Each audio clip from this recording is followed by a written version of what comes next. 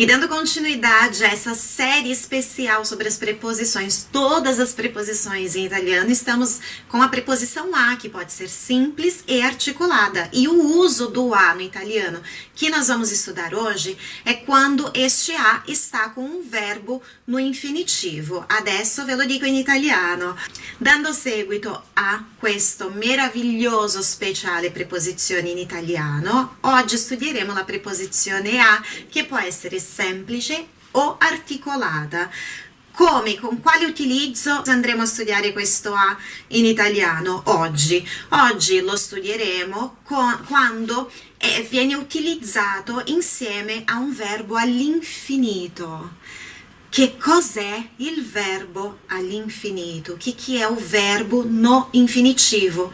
É o nome do verbo, por exemplo, ir, andare in italiano. Esse é o verbo no infinitivo. Caminhar, camminare.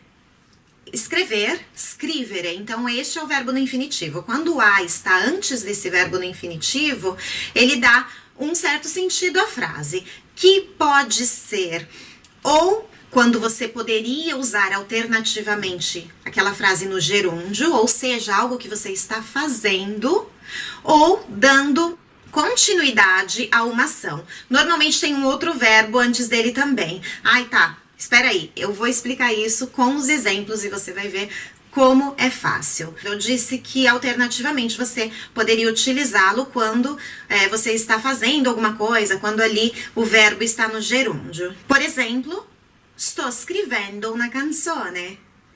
É a mesma coisa que dizer sto a scrivere una canzone. Carlo sta facendo la doccia. Carlo sta a fare la doccia.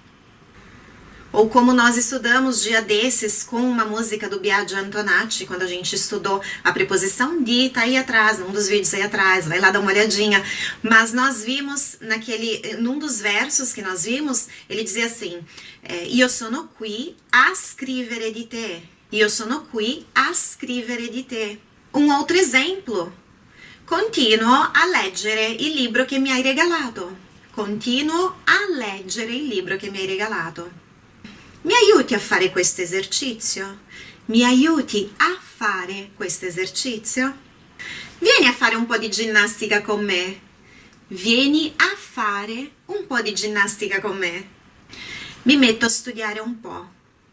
Mi metto a studiare un po'. Ho iniziato a lavorare 3 ore fa. Ho iniziato a lavorare 3 ore fa. É isso, e nos vemos amanhã com mais preposições em italiano. E così ci vediamo domani con altre preposizioni in italiano. A domani!